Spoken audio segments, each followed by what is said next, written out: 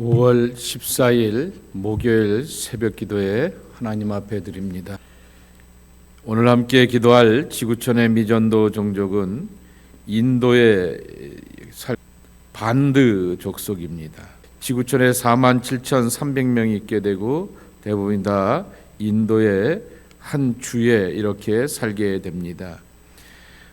신도어를 사용하게 되고 또 특별히 인도가 신두교인데도 불구하고 이들은 무슬림의 전통 이슬람교를 신봉합니다.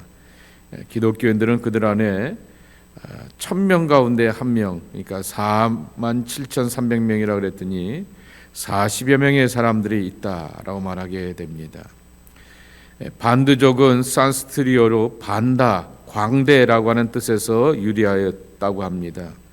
그래서 국어를 통하여서 전통적인 토착적인 민속극, 민속무용, 민속음악을 통하여서 그렇게 생계를 유지하게 됩니다. 현대 와서는 여러 가지 다양한 직종에서 살아가게 되지만은 아이들은 어린 시절서부터 코란을 암송하면서 이렇게 신앙교육을 하며 순위파에 속하여서 나름대로의 경건함을 지켜가고 있는 것을 보게 됩니다. 우타르프 라데시라고 하는 인도의 주에서 대부분의 반드족이 거주하게 되며 그들 가운데 그리스도를 따르는 이들은 1000명 중에 1명 꼴이라 이렇게 말하게 됩니다. 그 우타프라데시 주 정부와 주민들은 기독교 복음을 공식적으로 거부하고 있기 때문에 선교사들이 들어가서 복음을 전하는 것이 어렵기에 같은 인도의 사람들이 들어가서 전해야 되는 그러한 현실이게 된 것입니다. 특별히 복음을 전하는 데 어려운 것은 반드족은 문맹률이 높아서 이렇게 그를 이해하고 또 이렇게 소개하는 데 어려움을 겪게 되는 것을 보게 됩니다. 기독교 사역자들이 복음을 적절한 이야기와 성경의 재미난 이야기들을 사건들을 말로 전해야 되는 그러한 현실인 것을 보게 됩니다. 40여 명의 믿는 자들의 가정이 서로 사랑하며 섬기고 성장하여서 교회에서 또 다른 교회를 재생산할 수 있도록 기도해 주시기를 바랍니다. 가정과 가정들이 또한 도미노처럼 퍼져나가서 복음을 거부하고 있게 되는 우타르프 라데시 주에 하나님의 나라가 확장되고 교회가 세워질 수 있도록 위해서 기도해 주시기 바랍니다.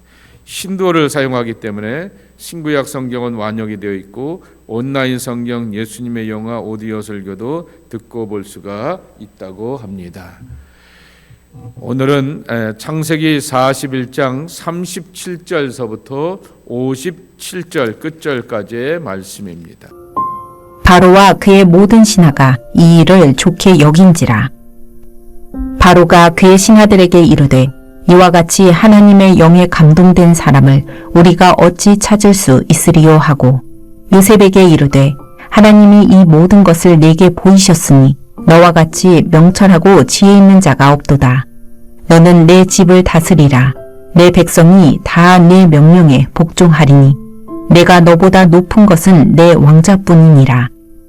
바로가 또 요셉에게 이르되 내가 너를 애굽 온 땅의 총리가 되게 하노라 하고 자기의 인장 반지를 빼어 요셉의 손에 끼우고 그에게 세마포 옷을 입히고 금 사슬을 목에 걸고 자기에게 있는 버금술에 그를 태우매 무리가 그의 앞에서 소리 지르기를 엎드리라 하더라.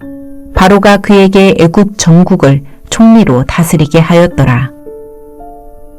바로가 요셉에게 이르되 나는 바로라.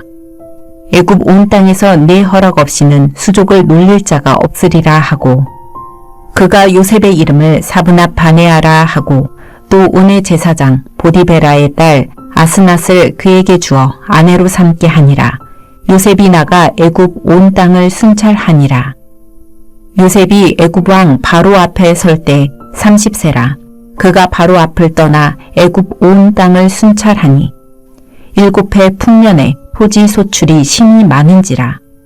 요셉이 애굽 땅에 있는 그 7년 곡물을 거두어 각 성에 저장하되 각 성읍 주위에 밭의 곡물을 그 성읍 중에 쌓아두매 쌓아둔 곡식이 바다 모래같이 심이 많아 세기를 그쳤으니 그 수가 한이 없음이었더라.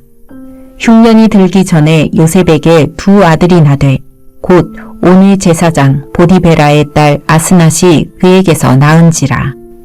요셉이 그의 장남의 이름을 므낫세라 하였으니 하나님이 내게 내 모든 고난과 내 아버지의 온 집 일을 잊어버리게 하셨다 하니요. 차남의 이름을 에브라임이라 하였으니 하나님이 나를 내가 수고한 땅에서 번성하게 하셨다 함이었더라. 애굽 땅에 7해 풍년이 그치고 요셉의 말과 같이 7해 흉년이 들기 시작하매 각국에는 기근이 있으나 애굽 온 땅에는 먹을 것이 있더니 애굽 온 땅이 굶주림에 백성이 바로에게 부르짖어 양식을 구하는지라. 바로가 애굽 모든 백성에게 이르되 요셉에게 가서 그가 너희에게 이르는 대로 하라 하니라.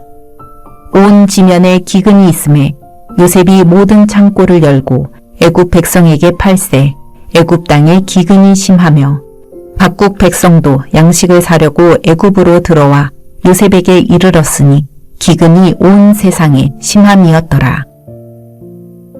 37절 말씀에도 있게 되는 것처럼 요셉이 꿈을 풀어주게 됩니다. 그리고 대안을 제시하게 됩니다.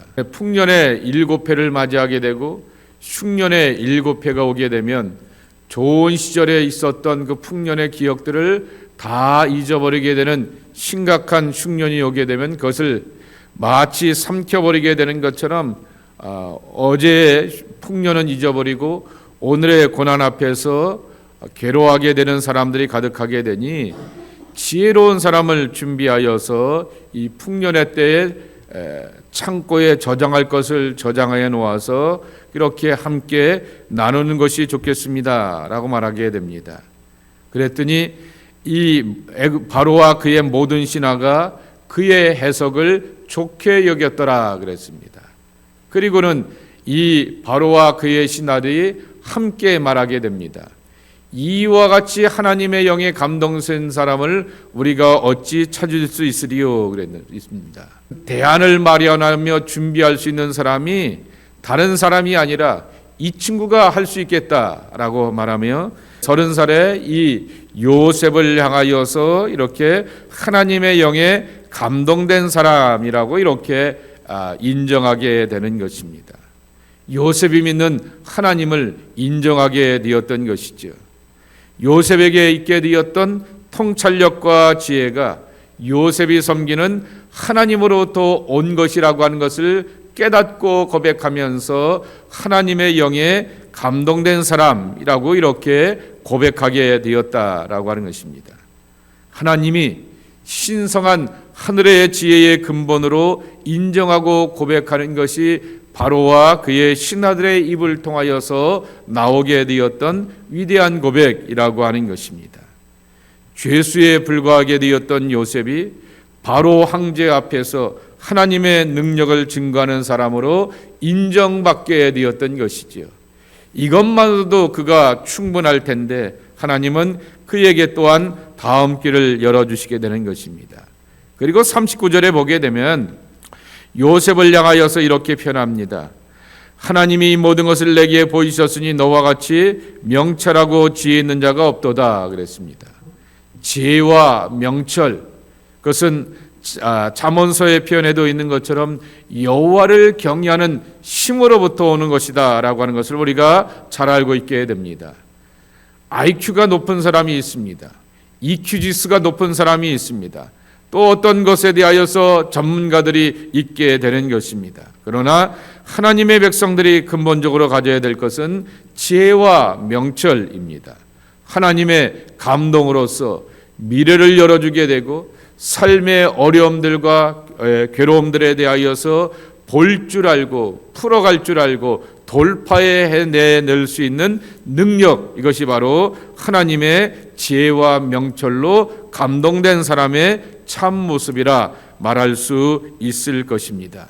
지난 주일날 요셉이 형통하였다라고 말하게 되었을 때 형통의 개념을 여러분들에게 분명하게 말씀을 드렸습니다.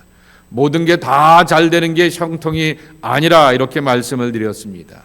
노예가 되었을 때도 형통하였다라고 말씀하셨고 감옥에 있을 때도 불구하고 형통하였다라고 말하게 됩니다. 그때 말하는 형통이라고 하는 것은 돌파한다라고 하는 것이고 어려운 상황 가운데서도 진보한다, 발전한다라고 하는 것인데 그 진보와 발전은 오늘 39절 말씀에도 있는 것처럼 하나님께서 주시게 되었던 지혜와 명철이 있을 때 이 돌파해 낼 수 있고 발전하며 성장과 성숙을 이뤄갈 수가 있다라고 하는 것입니다. 황제와 신하에게만 인정을 받은 것이 아니라 제가 자꾸만 왕이 아니라 황제라 말하게 되었던 것은 지금도 이집트의 인구가 1억이 넘게 되지만은 이 당시에 이 중동의 가장 큰 나라 강자가 바로 이 이집트였기 때문인 것입니다. 우리는 로마만 황제라 부르는 것이 아니라 이집트의 왕도 이 대왕이라 이렇게 보통을 부르게 되는데 그래서 황제 칭호를 부를 수 있는 그러한 권한이 있게 되는 사람인데 능력이 있게 되는 사람인데 그러한 사람이 이 요셉을 향하여서 존중하고 인정하게 되는 것입니다. 그리고는 이제 43절에 보게 되면은 자기에게 있는 버금수레에 그를 태우매 그랬습니다. 버금수레. 저기 첫 번째가 뭐죠?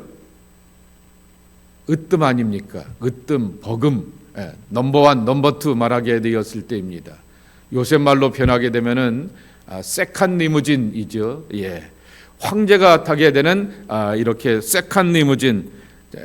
예를 들게 되면은 군대에서도 연대장만 돼도 차가 2대이고요. 완스타 여단장만 돼도 차가 3대입니다.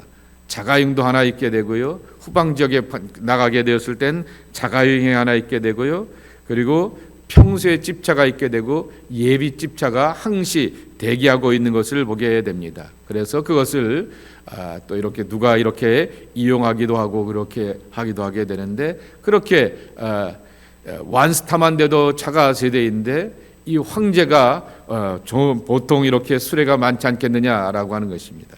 그런데 이 황제의 두 번째 수레를 요셉에게 내놓게 되는 것입니다. 그리고 그 앞에서 소리 지르기를 엎드리라 그랬습니다. 감히 쳐다보지 말고 엎드려서 그를 경배하며 존중하라라고 하는 것입니다. 역전시키는 하나님의 손길인 것이죠. 하나님 앞에서 우리가 인생 역전을 꿈꾸는 것을 경험하게 되는 것입니다. 하나님께서 열어주시고 보장해 주시고 이끌어 주시게 되면은 바로 그렇게 변화되게 되는데 무조건 내가 이 고난과 어려움 가운데서 전환하여서 이긴다라고 하는 것으로서만 우리가 인생 역전을 꾸어서는 안 되는 것입니다. 왜냐하고 하면 요셉에게서는 이러한 가정 가운데서 가치관의 변화가 있게 되었고요. 삶의 태도가 변화가 있게 되었고요. 내용의 변화가 있게 되었던 것입니다. 그 변화는 우리는 그 요셉이 아들들의 이름을 지어가게 되었을 때 좀 이따 보게 되겠지만은 아들들의 이름을 지어가는 것 가운데서 그 내적인 변화가 있는 사람인 것을 보게 됩니다. 내가 누군가를 향하여서 속에 복수의 칼을 갖고 있게 되는데 암흑의 나를 괴롭히고 힘들게 했는데 두고 보자 하게 되었는데 내가 높은 지에 올라가게 되고 돈이 많은 사람이 되었다라고 하여서 여전히 내 마음에는 복수의 감정을 갖고 있게 되는데 그렇게 인생 역전을 하게 되면 그는 칼을 쥐게 되는 것이고 그리고 정말 살인의 도구를 짊어지게 되는 고약한 병기가 되는 것이죠. 바로 하나님께서 인생 역전을 시켜주시게 하시지만은 그 전에 이미 요셉의 내면에 성숙함과 변화가 있었다라고 하는 사실이 우리에겐 참으로 중요하다라고 하는 것입니다. 여기 바로 황제가 요셉에게 주게 되었던 예를 들면 42절에 보게 되면 인장반지입니다. 권위의 회복이라고 하는 것이죠. 세마포 옷입니다. 드디어 채색 옷에 변하여서 노예 옷이 변하게 되었고 그리고 죄수의 옷이 변하게 되었고 그리고 또한 마지막에 가서 그는 총리가 입을 수 있는 고급 세마포 옷을 입게 되었다라고 하는 것입니다. 주일날에도 말씀을 드렸듯이 제가 한 10년 전에 설교하게 되었을 때 요셉의 인생을 옷에다가 이렇게 옷걸이 하나 놓고 옷에다가 그의 인생을 다 요약해 놓게 되는 것을 보게 되는데, 이와 같은 마지막 변화의 옷을 입게 되었고 금사슬을 목에 걸게 되었다라고 하는 것입니다. 책임지는 권한도 갖게 되었고 존귀함도 있게 되었고, 그리고 또한 새로운 존재됨의 변화도 그가 이루게 되었다라고 하는 것입니다. 자, 그 다음에 그렇게 영광과 권한만 가진 것이 아니라 참된 지도자는 자기가 예측한 대로 실행에 옮기는 그러한 실천력도 46절 이하의 말씀에 보게 되면은 보여주고 있게 되는 것입니다. 요셉이 30세라 바로 앞에 서게 되었을 때 30세라 그랬습니다. 바로 앞에 쓴다라고 하는 것은 바로의 측근이 되었다라고 하는 것입니다. 그렇게 바로 앞에 서게 되어서 30세에 이집트의 온 땅을 순찰하게 되면서 7해 동안의 풍년의 토지 소출이 심히 많은지라 그랬습니다. 그리고는 이 7년 동안에 거두게 되었던 것을 각 성에 저장하게 되었고 주의 곡물들을 다 쌓아두게 되었더라라고 말하게 됩니다. 그리고 그 곡식을 보게 되니 49절 말씀에 보게 되면 바다의 모래같이 심이 많아 세기를 그쳤으니 그 수가 한이 없었더라라고 말하게 됩니다. 자, 거기에 반대되는 이야기가 이렇게 하나 오게 됩니다. 53절 이하의 말씀에 보게 되면은 7해 풍년이 그치고 요셉의 말대로 7해 흉년이 오게 되었는데, 55절 말씀에 보게 되면은 애굽의 온 땅에도 굶주리게 되었으나 바로 백성들이 양식을 구하게 되었을 때 요셉이 그렇게 준비하게 되었던 대로 나눠주게 되었다라고 하는 것입니다. 그런데 그 다음이 문제입니다. 56절입니다. 온 지면에 기근이 있음에 요셉이 모든 창고를 열고 애굽 백성에게 팔세 애굽 땅의 기근이 심하며 각국 백성들도 양식을 사려고 애굽으로 들어와서 요셉에게 이르렀더니 기근이 온 세상에 심함이었더라라고 하는 것입니다. 자, 기근을 만나게 되는 것은 예 없는 인생의 모습입니다. 여러분의 비즈니스나 여러분의 삶이 항상 좋을 때가 아니라 어렵고 힘들고 흉년과 기근을 만나는 것은 우리의 삶의 모습이라고 하는 것이죠. 근데 요셉이 준비해 놓은 것이 하나 있습니다. 창고입니다. 우리식으로 쉽게 표현하게 되면 세이빙 어카운트일 것입니다. 그런데 우리가 경제적으로서 세이빙 어카운트를 통하여서 내일을 준비해 놓기도 하게 되지만은 하나님의 백성인 내게 있어서 세이빙 해 놓아야 될 것이 뭘까라고 하는 것입니다. 오늘 요셉이 감옥에서 그 13년의 긴 세월을 보내게 되면서 저장해 놓은 그 창고가 있게 되는 것을 보게 됩니다. 성숙함입니다. 긴 인내인 것입니다. 사람은 배신할 수 있어. 형들도 그렇게 되었는데 술 맡은 관원도 그럴 수 있어 라고 하게 되면서 사람에 대한 그 분노까지도 다 감당해낼 수 있는 그러한 온유의 마음과 인내의 마음과 평안의 마음과 자기 통제의 마음도 그의 심령의 창고에다가 다 저장해 놓게 되었다라고 하는 것입니다. 그러니 이 흉년을 만나게 되었을 때 먹을 것을만 이렇게 공급해 준 것이 아니라 자기를 향하여서 찾아오게 되었던 형들을 향하여서 결국 용서할 수 있고 품을 수 있고 화해할 수 있는 마음은 창고에 저장해 놓은 것이 많았기 때문이다라고 하는 것입니다. 기도가 유효할 때는 평소에도 우리가 늘 기도 생활하면서 하나님과 이렇게 교제하며 하나님의 뜻과 은혜를 구하며 살아가야 되는 것이지만은 인생의 흉년을 만날 때인 것입니다. 우리가 말씀을 보고 말씀을 찾고 말씀을 묵상하며 말씀의 그 가치와 기쁨을 내 안에 저장해 놓게 되었던 것도 마찬가지라고 하는 것입니다. 어려울 때가 있습니다. 이런 상황에는 어떻게 하나님의 말씀으로 삶의 문제를 풀어가지?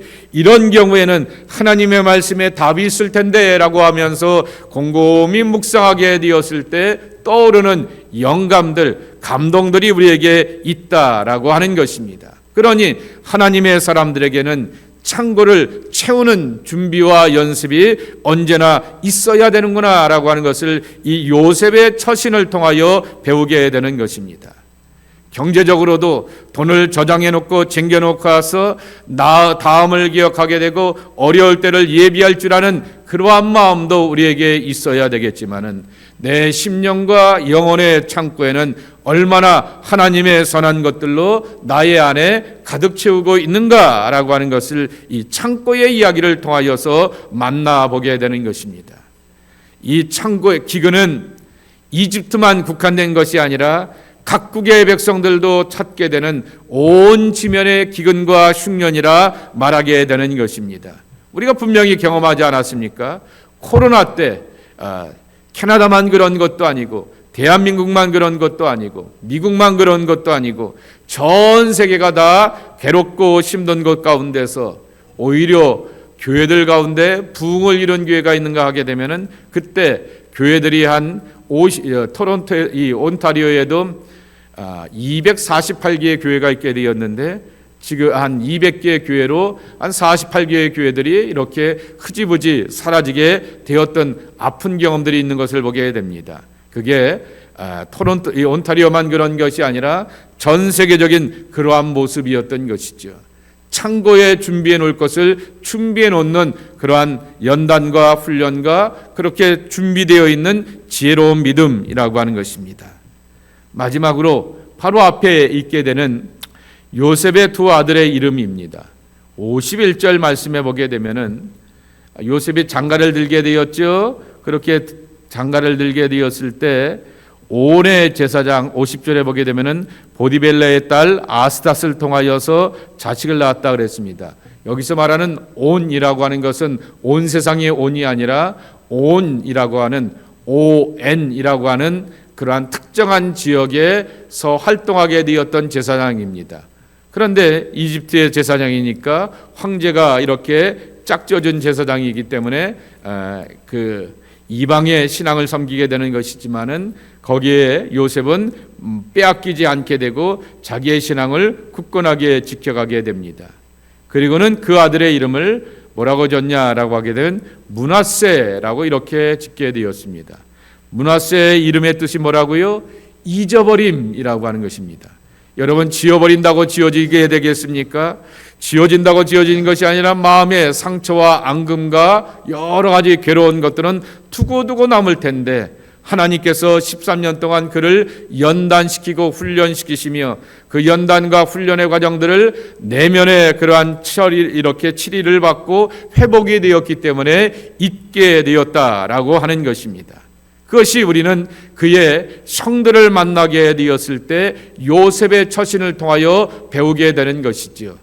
눈앞에서 눈물이 나오게 되고 지난 날들이 다 돌아가게 되지만은 형들을 향하여서 품을 수 있는 그것은 바로 므낫세의 하나님, 잊어버리고 기억나지 않게 하시는 그 하나님이 그에게 은혜를 주셨기 때문이다라고 하는 것입니다.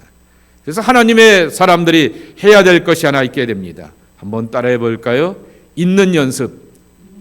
자꾸만 잊는 연습을 해야 되는 것입니다.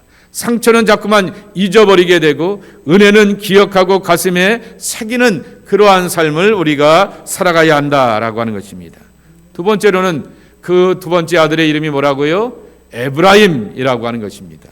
그 이름의 뜻은 번성함, 장성함이라고 하는 것이죠. 요 순서와 질서를 우리가 꼭 기억해야 되는 것입니다. 그래야지만 복된 사람이 되는 것이고 그의 성공이, 그의 성장이, 그의 번성함이 다른 사람들 가운데서 복이 되게 되는 것이죠.